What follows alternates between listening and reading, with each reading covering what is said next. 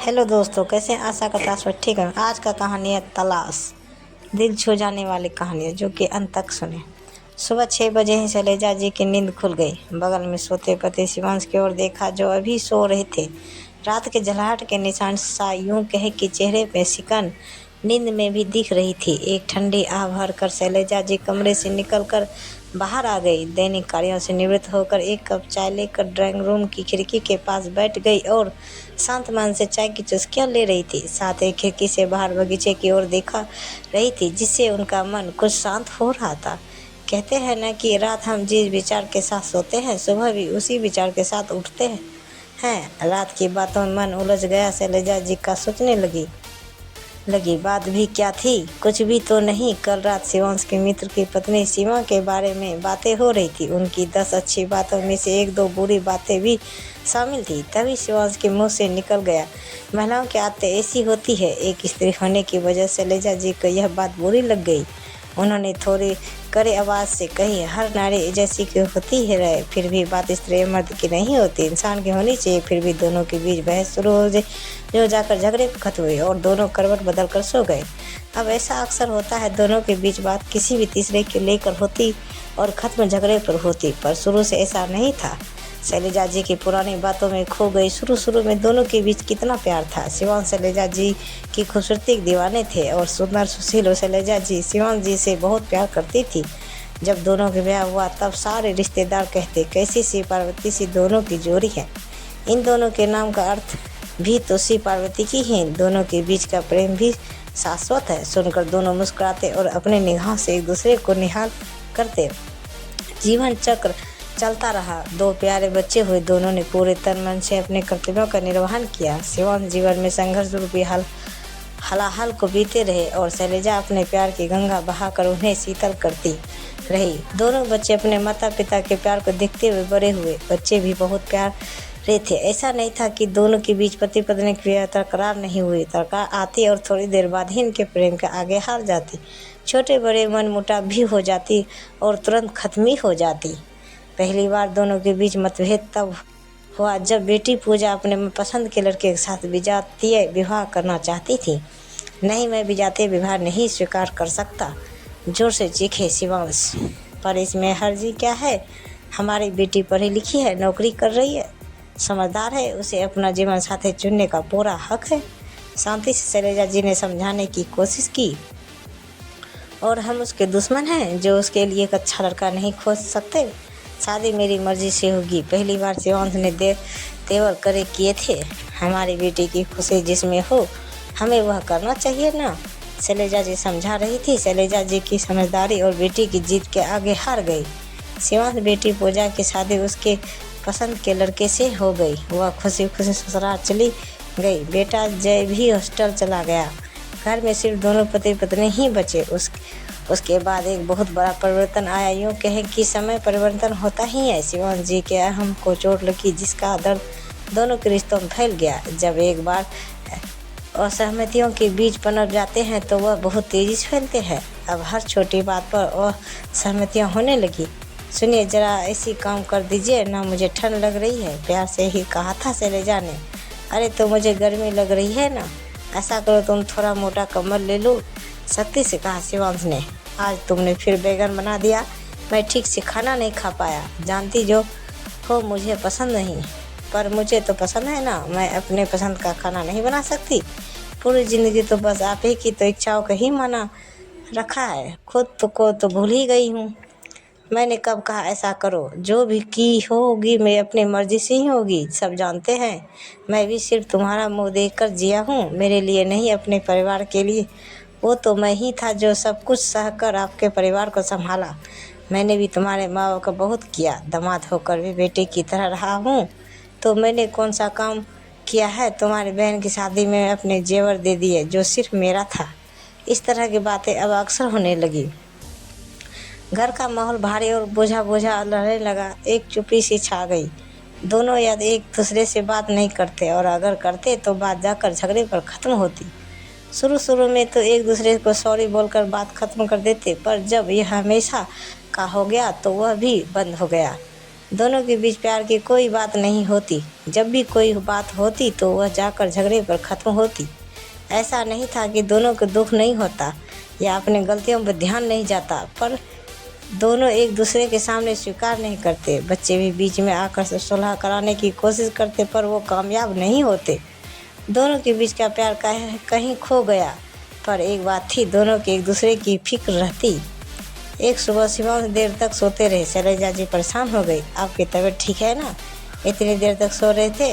अरे बस थोड़ा सिर भारी लग रहा था, लगता है वायरल फीवर हो गया है। शैलजा जी भागती हुई किचन में गई और काढ़ा बना लाई। अपने कर्तव्यों से दोनों एक दूसरे का ख्याल रखते, पर जाने वो कौन सी फांस चुभ गई थी जो दोनों को सहज नहीं होने दे रही थी। शैलजा जी जब अपने बेटी को खुश देखती तो अपने फैसले पर गर्व करती और शिवांश उन्हें पूरी तरह गलत लगते। शिवांश भी बेटी को खुश देखते तो खुद भी खुश होते और अपने पिता होने पर गर्व करते और अपने समझौते को सही मानते। पर पति पत्नी के बीच आई दरार जाने क्यों चौड़ी होती जा रही थी। एक दूसरे का ख्याल भी अब दूर से रखा जाने लगा।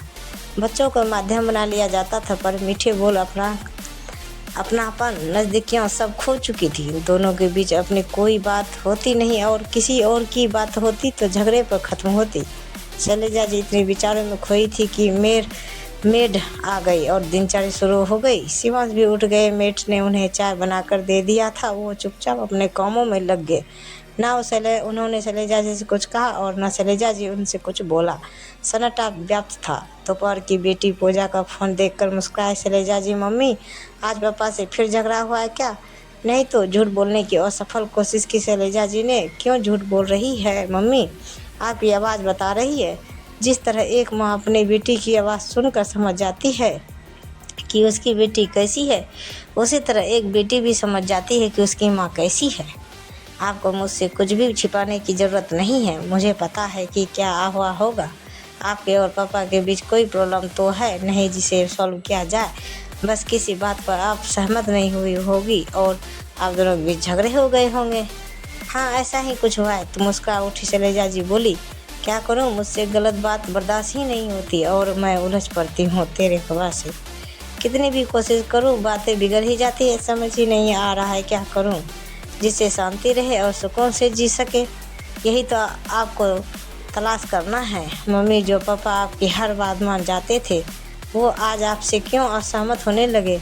आपको पता है, मैं अपने पति से आपके और पापा के रिश्ते को अडिटल बताती हूँ। मैंने आप दोनों को प्यार से एक साथ जीवन जीते देखा है। आप दोनों के प्यार को देखकर ही तो मुझे प्यार पर भरोसा हुआ है। आपकी समझदारी ही मेरे जीवन का आधार रहा है। अपने माता पिता के बीच प्रेम देखना हर बच्चे का सौभाग्य होता है। जीवन पर भरोसा होता है। अब जब जब दोनों को एक दूसरे की ज़्यादा ज़रूरत हो तो आप एक दूसरे से दूर हो रहे हैं। क्यों? ये सही नहीं है मम्मी। मुझे आप पर पूरा भरोसा है। आप ज़रूर तलाश लेगी अपने खोए हुए जो उन पलों को। आप उन्हें खोजिए मम्मी। तुम्हें क्या लगता है मैंने कोशिश नहीं की होगी? पर जाने तुम्हारे पास क्या हो गया है, कुछ समझते ही नहीं। मैं तो थक गई हूँ, खींचते हुए जवाब दिया शैलजा जी ने। मेरी मम्मी कभी हार नहीं सकती। प्लीज़ मम्मी, खुद के लिए, अपने बच्चों के लिए आपको सब ठीक करना ही होगा। आप तो मेरी प्रेरणा है। मैं हमेशा अपने पति से आपके और पापा के रिश्ते का उदाहरण देती हूँ। मैंने आपके हेल्दी रिलेशनशिप को देखा है। मैं जानती हूँ आप सब ठीक कर लेगी। एक बार कोशिश तो कीजिए। अच्छा चलो, मैं फ़ोन रखती हूँ, कहकर शैलजा जी ने फ़ोन रख दिया। बहुत ही शांत और गंभीर होकर अपनी बेटी की बातों को सोचने लगी। यह तो सच है कि हम जिस भी दिशा में अपने कदम बढ़ाते हैं, फिर उधर ही बढ़ते चले जाते हैं। जब एक बार असहमतियों की तरफ बढ़े तो फिर बढ़ते ही चले गए। हम दोनों खुद को एक दूसरे से बेहतर साबित करने की कोशिश में लग गए, जिससे हमारा टकराव शुरू हो गया। प्रेम तो एक दूसरे के प्रति समर्पण से आता है जो हमने खो दिया और अपने अपने अहम को संभालने में लग गए। अब शैलजा जी को अपनी कमियों समझ आने लगी थी। अगर शिवांश के अहम को ठेस लगी थी तो उन पर प्यार का मरहम लगाना था, पर वह अपनी तर्क शक्ति से खुद को श्रेष्ठ साबित करने लग गई। पुरुष का अहम प्रबल होता ही है, स्त्री को सहन शक्ति रखनी होती है। दोनों दो व्यक्ति के इंसान हैं तो विचारों में समानता कहाँ होगी? जिंदगी को देखने का नज़रिया दोनों का अलग होगा। दोनों को एक दूसरे का सम्मान करना चाहिए। पहले तो ऐसा ही था, क्योंकि दोनों के बीच प्यार था और प्यार इन सब विकारों के ऊपर होता है। समय के साथ हम दोनों के बीच का प्यार कहीं खो गया, हमें उसे ही ढूंढना है। शैलजा जी ने तलाश को तो कर ली, पर उन्हें अमल कैसे करे, इसी ऊहापोह में थी। शाम को शिवांश आए, कपड़े बदल कर चुपचाप चाय पीने लगे। शैलजा जी को समझ ही नहीं आ रहा था क्या बोले। थोड़ी देर बाद शिवांश टीवी पर न्यूज़ देखने लगे। शैलजा जी करीब जाकर बोली, लाइए आपका सिर दबा दूं। पर सिर तो दुख ही नहीं रहा है। हैरानी से शिवांश जी ने शैलजा जी को देखा। अच्छा, फिर प्यार पास ही बैठ जाती हूँ। दोनों चुपचाप एक दूसरे के पास बैठ रहे। कहने के लिए कुछ भी नहीं था, या बहुत कुछ कहना था जो दोनों कह नहीं पा रहे थे। रात का खाना खाते हुए शैलजा जी ने कहा, ऐसा करते हैं, कहीं घूमने चलते हैं। एक ही तरह के माहौल में रहते हुए उब सी गई हूँ, पर हम जहाँ भी जाएंगे हमारे फिर झगड़े होंगे, तो कहीं और जाकर झगड़ा करने बेहतर है हम यहीं पर रहकर झगड़ा करें। शिवांश जी ने उत्तर दिया। शैलजा जी उदास हो गई। उन्हें समझ ही नहीं आ रहा था सब कैसे ठीक करें। रात शिवांश जी के सो जाने के बाद भी शैलजा जी को नींद नहीं आ रही थी। लगातार करवटें बदलने के बाद भी बाहर बरामदे पर आकर बैठ गई। तभी अपने कंधे पर शिवांश जी की हथेली महसूस हुई। क्या बात है शैलजा, क्यों परेशान हो? तुम तो कभी रात में जागती नहीं। फिर कुछ नहीं, बस नींद नहीं आ रही थी, शैलजा जी ने कहा। कैसे आएगी, तुम कभी मेरे बगैर सोई हो?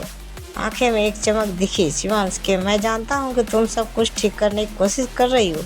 मैं शाम को घर आया तभी मुझे मेरी पुरानी शैलजा दिख गई थी। मैं तो बस तुम्हारे कहने का इंतज़ार कर रहा था, पर तुम कह नहीं पाई और तमाम बहाने ढूंढती रही जिसकी ज़रूरत नहीं थी। मैं तुम्हारा पति हूँ, बस मेरी बाहों में आना था, पर तुम आ ना सकी। जानती हो क्यों? तुमने मेरे और अपने बीच श्रेष्ठ होने की लकीर खींच रखी, जो नहीं होना चाहिए था। मैं यह नहीं कहता कि मैं गलतियां नहीं की, पर इन सब के ऊपर एक सच यह है कि मैं तुमसे बहुत प्यार करता हूं और तुम्हें परेशान नहीं देख सकता, इसलिए तुम्हारे पास चला आया।